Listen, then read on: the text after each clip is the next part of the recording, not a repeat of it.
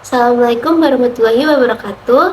Perkenalkan, nama saya Nazladia Putri dengan NPM 240410101023. Pada kesempatan kali ini saya akan mempresentasikan hasil ujian akhir semester saya pada mata kuliah Birokrasi dan Governance Publik. Pada kesempatan kali ini saya menganalisis program Gandeng Gendong Kota Yogyakarta melalui pendekatan collaborative governance. Program Gandeng Gendong sendiri lahir sebagai respon pemerintah Kota Yogyakarta terhadap masih tingginya tingkat kemiskinan yang menjadi tantangan pembangunan daerah. Meskipun berbagai program penanggulangan kemiskinan telah dilaksanakan, persoalan tersebut belum dapat diselesaikan secara optimal karena kemiskinan sendiri memiliki sifat yang kompleks dan multidimensional, dipengaruhi oleh faktor ekonomi, sosial, dan struktural. Selain itu, banyak pelaku UMKM yang masih menghadapi keterbatasan akses, permodalan, pemasaran, serta pengembangan usaha yang menghambat peningkatan kesejahteraan masyarakat. Menyadari bahwa pengentasan kemiskinan tidak dapat dilakukan oleh pemerintah sendiri, serta memerlukan keterlibatan berbagai pihak, akhirnya pemerintah Kota Yogyakarta kemudian meluncurkan program Gandeng Gendong melalui Peraturan Wali Kota Yogyakarta Nomor 23 Tahun 2018. Program ini menerapkan pendekatan collaborative governance dengan melibatkan 5 unsur utama, yaitu kota, kampus, korporasi, kampung, dan komunitas yang bekerja secara sinergis dalam pemberdayaan masyarakat dan pengentasan kemiskinan secara berkelanjutan. Kemudian dalam menganalisis program ini, saya menggunakan teori collaborative governance dari Ansel and Gass yang mendefinisikan bahwa collaborative governance sebagai proses pengambilan keputusan dan pelaksanaan kebijakan publik yang melibatkan pemerintah serta aktor pemerintah secara bersama-sama untuk mencapai tujuan yang tidak dapat diselesaikan oleh satu pihak saja. Model ini terdiri atas starting condition, institutional design, facilitative leadership, collaborative process yang mencakup face-to-face dialog, trust building, commitment to process, shared understanding, serta intermediate outcomes yang pada akhirnya nanti akan menghasilkan outcomes. Teori ini menekankan bahwa keberhasilan kolaborasi bergantung pada partisipasi yang setara, komunikasi yang baik, dan komitmen bersama antara pemerintah dan pemangku kepentingan lainnya dalam menyelesaikan masalah publik yang ada. Kemudian, pada tahap pertama yaitu starting condition. Terdapat 5 aktor utama yaitu kota yang berperan sebagai regulator, fasilitator, koordinator, program, serta penyedia kebijakan dan dukungan anggaran. Kemudian kampus yang memberikan pendampingan, pelatihan, penelitian, dan penguatan kapasitas UMKM serta masyarakat. Kemudian terdapat korporasi yang menyalurkan program CSR, bantuan permodalan, akses pemasaran, dan dukungan pengembangan usaha. Kemudian terdapat komunitas yang berperan untuk memperkuat jaringan kerjasama, promosi produk UMKM, serta pemberdayaan masyarakat.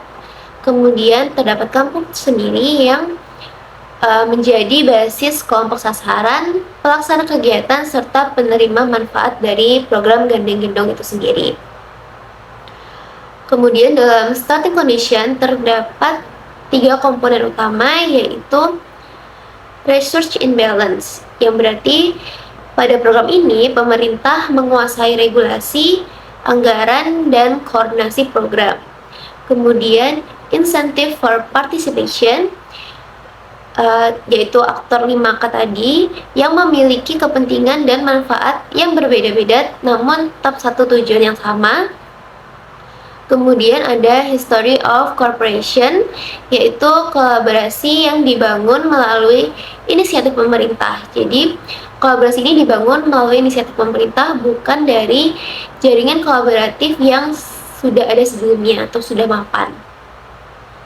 Jadi di starting condition ini menunjukkan bahwa kolaborasi dibangun dalam situasi ketimpangan kapasitas yang cukup besar dan sangat bergantung pada inisiatif pemerintah.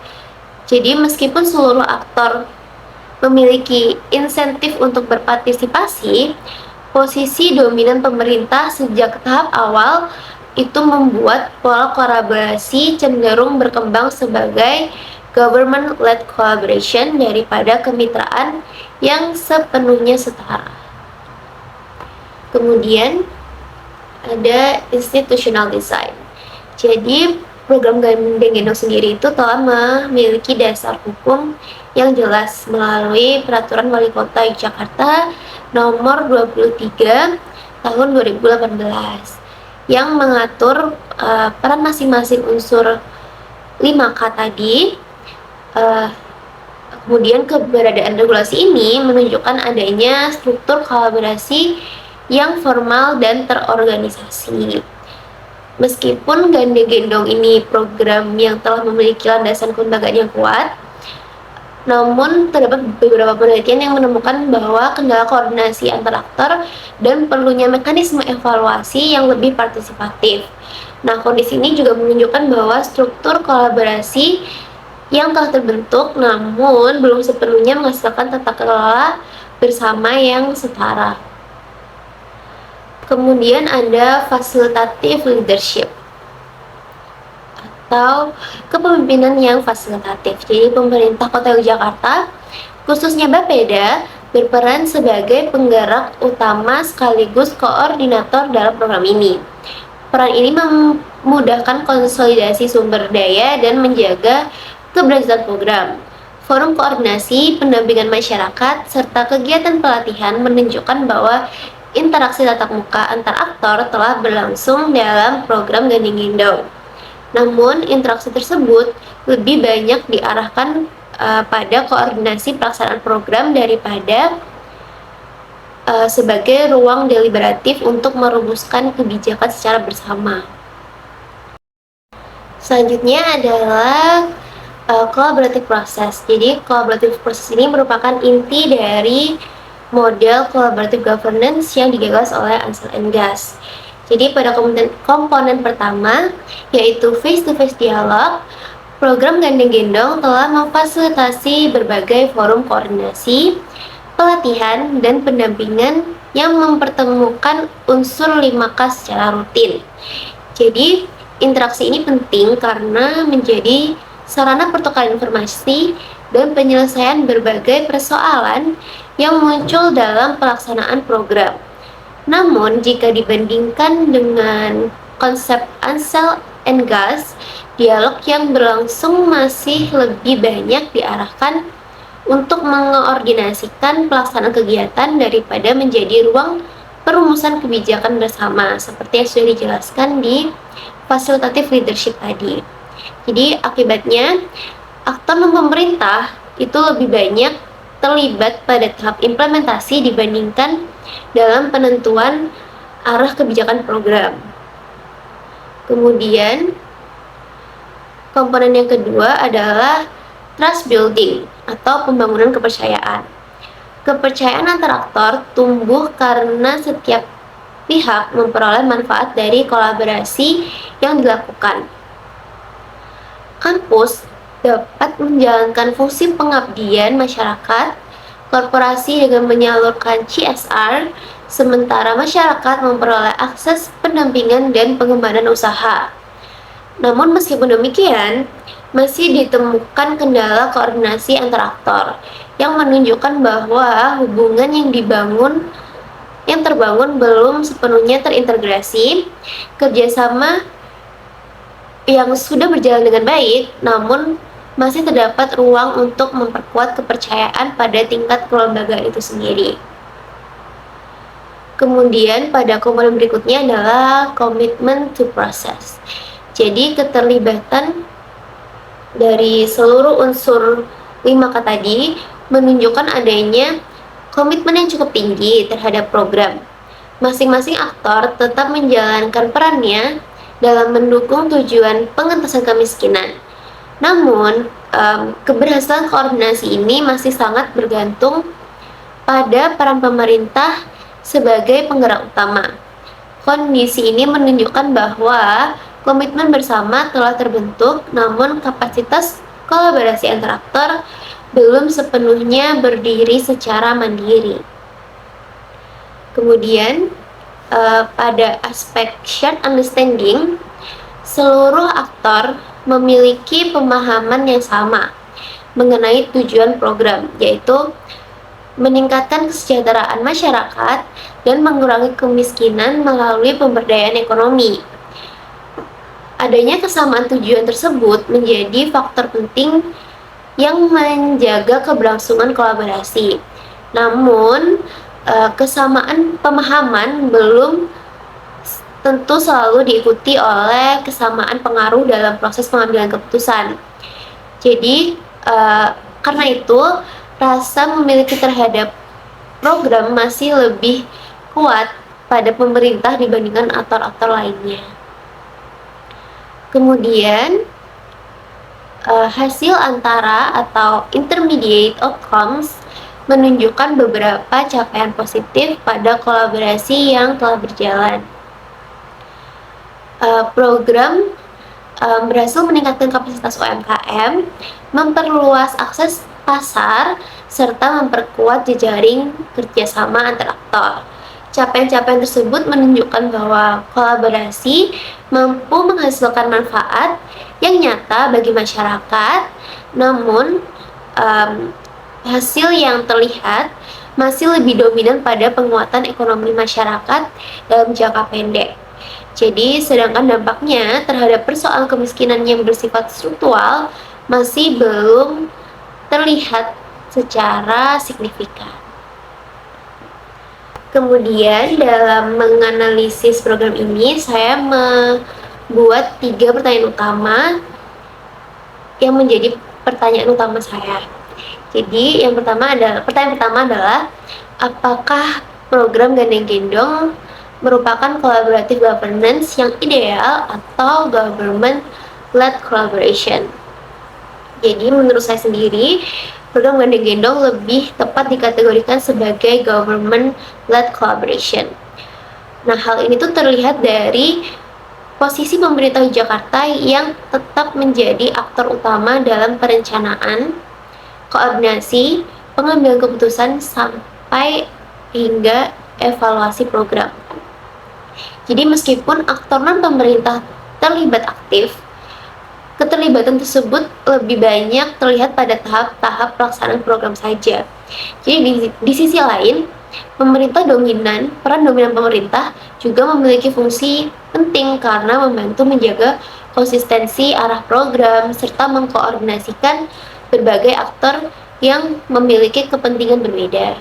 Jadi, oleh karena itu, kolaborasi Gandeng Gendong ini menunjukkan adanya partisipasi lintas sektor, namun distribusi pengaruh antar aktor belum sepenuhnya setara. Kemudian, pertanyaan kedua, yaitu sejauh mana keterlibatan aktor non-pemerintah bersifat substantif. Jadi, keterlibatan aktor non-pemerintah sendiri dapat dikatakan substantif karena mereka memberikan kontribusi yang nyata terhadap pelaksanaan program, seperti kampus yang berperan dalam pelatihan dan pendampingan, kemudian korporasi yang memberikan dukungan CSR dan bantuan modal, kemudian komunitas yang memperkuat jaringan sosial, kemudian kampung yang menjadi basis implementasi program itu sendiri. Kontribusi antar aktor tidak bersifat simbolik karena menghasilkan manfaat langsung bagi masyarakat. Namun, pengaruh aktor non-pemerintah masih lebih besar pada penyediaan sumber daya dan pelaksanaan kegiatan dibandingkan pada penentuan kebijakan. Nah, dengan hal ini, yang berarti kan kontribusi mereka sebenarnya sudah ada dan sudah nyata, namun belum sepenuhnya menentukan arah program itu sendiri.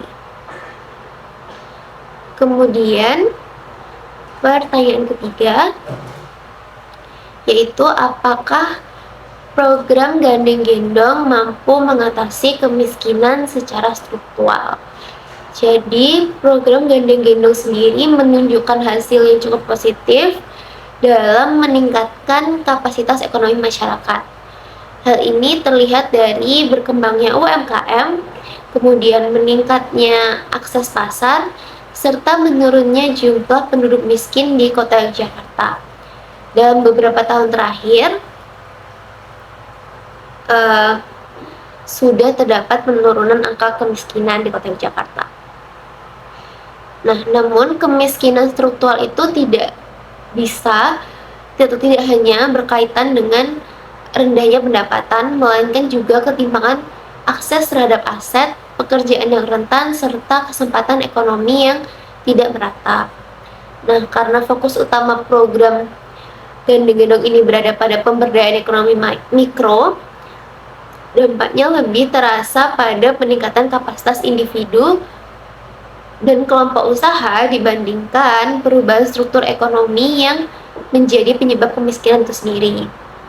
Jadi dengan demikian, program ini berkontribusi dalam mengurangi dampak kemiskinan, namun belum sepenuhnya menyelesaikan akar masalah kemiskinan yang struktural.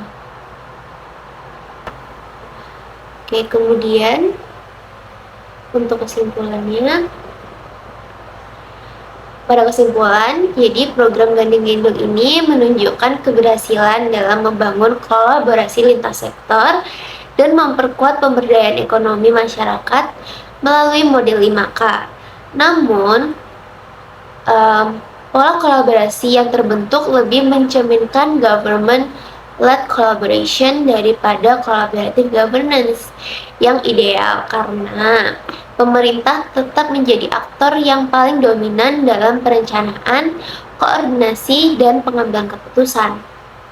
Kemudian selain itu, meskipun program sudah mampu meningkatkan kapasitas dan pendapatan sebagian dari UMKM, namun dampaknya terhadap pengurangan kemiskinan yang struktural masih sangat terbatas.